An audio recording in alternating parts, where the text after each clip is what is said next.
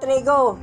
Psalms 23, verse 1 to 6.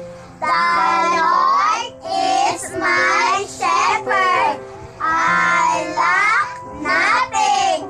He makes me lie down in green pastures. He makes me beside quiet waters.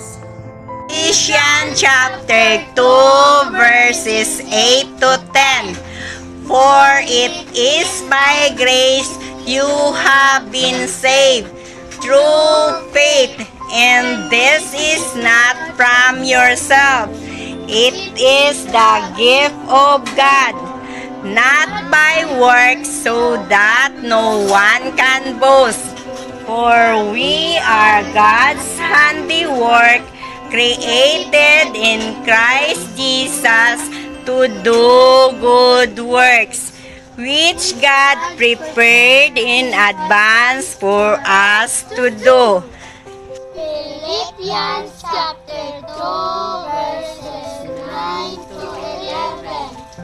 Therefore, God exalted him to the highest place and gave him the name that is above every name, that at the name of Jesus